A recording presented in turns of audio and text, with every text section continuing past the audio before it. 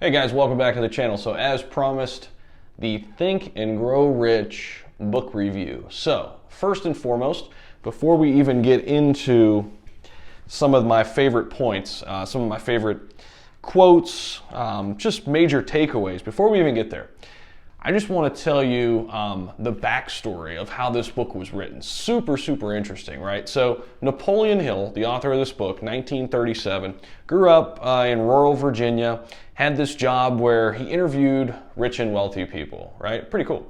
And his job was to go around, interview these people, get a bunch of their stories, and then put it into one piece for a magazine, rather short story. So he goes and meets Andrew Carnegie, right, who at that time was the richest man in the world. Andrew Carnegie, of course, known for finding and developing the steel industry in America. So at this time, he's the richest man in the world. So Napoleon goes in to talk to Carnegie. Usually his interviews, lasted 40 minutes to an hour. So he does his whole thing, does his whole spiel, it finishes up. And Carnegie asks him, "Hey Napoleon, would you want to stay a little bit longer? And I think I can give you some more insights, can tell you more about how to be successful, right?" And Napoleon said, "Sure. How long are we talking? Like how much longer?" And Carnegie came back and said, "Well, the next 20 years." And there was a little bit of a pause, a little bit of hesitation before before Napoleon said, "Yes, I'll do it." So for the next 20 years, Andrew Carnegie taught Napoleon Hill everything he knew, and here comes Think and Grow Rich by Napoleon Hill. Crazy part of that story too was Carnegie said if Napoleon would have waited 5 more seconds, Carnegie would have said, forget about it, because the first step of success is being a quick decision maker. And with that, let's get into some of my favorite points of this book. Okay, so the first chapter, I want to start right up at the top, the power of thought, right? So the man who thought his way into partnership with Thomas A. Edison, and he's talking about Edward Barnes, who had kind of had this imagination, a wild imagination, and he always wanted to be part of Edison's team. And really what this chapter gets at is that thoughts are things, right? And positive thinking really does play a role in where you end up in life, right? Thoughts become actions. So make sure you're filling your head with positive thoughts. That's a huge point of the book. And it comes up, a lot of other different chapters too, but they really stress it at the beginning. One of the later chapters that I absolutely loved was titled The Power of the Mastermind.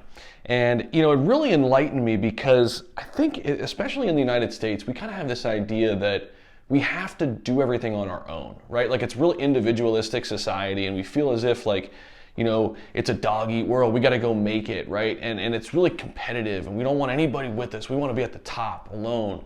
And in reality, I think this hurts us a lot because what Napoleon talks about, something that he learned from all these successful people, and of course Carnegie, is the power of the mastermind principle. And really what that means is put yourself around people who know a bunch of things that you don't know. And be willing to swallow your pride and say, I don't know about this, but I'm going to put the best person who does know something about this in position so we can all have success. And, it really enlightened me in the way, to think about doing great things that, it's a lot easier when you have 2 or 3 brains instead of just one. So the power of the mastermind. Love this chapter. It's later on in the book. Pay close attention to that when you do go read this, if you haven't already. So there's one chapter in particular that I really like. It's titled Auto-Suggestion. And you can see I've highlighted this sentence that I'm about to read to you here. So here's the most significant fact. The subconscious mind takes any orders given it in a spirit of absolute faith and acts upon those orders. Although the orders often have to be presented over and over again through repetition before they are interpreted by the subconscious mind. He talks about the subconscious and conscious mind a lot and how the two are linked together and how you can in some ways reprogram the subconscious mind. For example, maybe it's just to think more positive thoughts. And this is really auto-suggestion. And you get to this point where you immediately just think of the positive of any situation. Like, for instance, very rarely now And this was not the case 3-4 years ago, but very rarely do I even think of a negative thought. And if I do, it's very quick, and it's for a split second, and I recognize it. And I think that's through practicing auto-suggestion and programming the subconscious mind. So there's another great book too. It's called The Power of the Subconscious Mind by Joseph Murphy, another really old book. But this is a whole chapter on auto-suggestion, and it really speaks to that notion to where you can program the subconscious mind to really think positively all the time.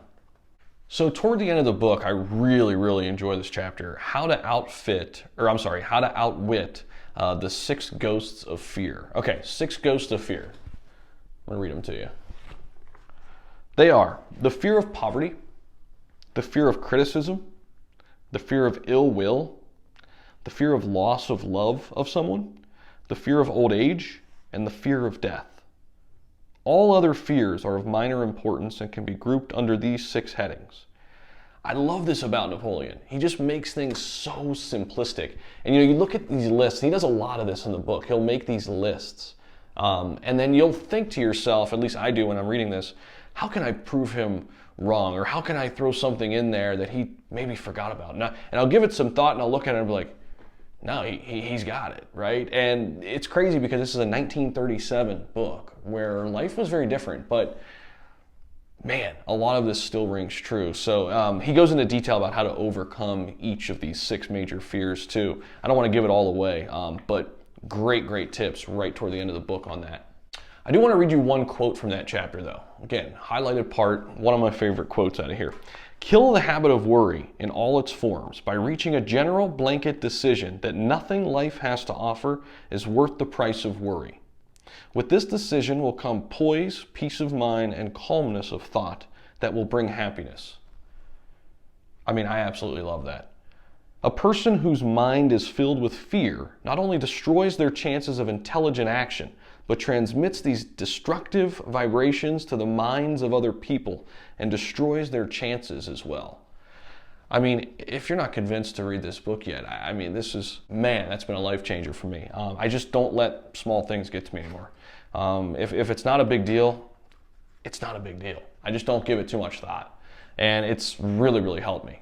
Coming from where I was before, who was an overanalyzer, an overthinker on everything, right? And I've completely reversed the field, and this book is a lot of the reasons why. So I hope you enjoyed the video today. If you like this kind of style and you want me to do more of this, I can talk more about this book. Of course, there's a lot of great stuff in here. I can talk about some other books too. If you like this, drop a comment down there. I'd love for you to subscribe to the channel, and I will see you in the next video. Peace.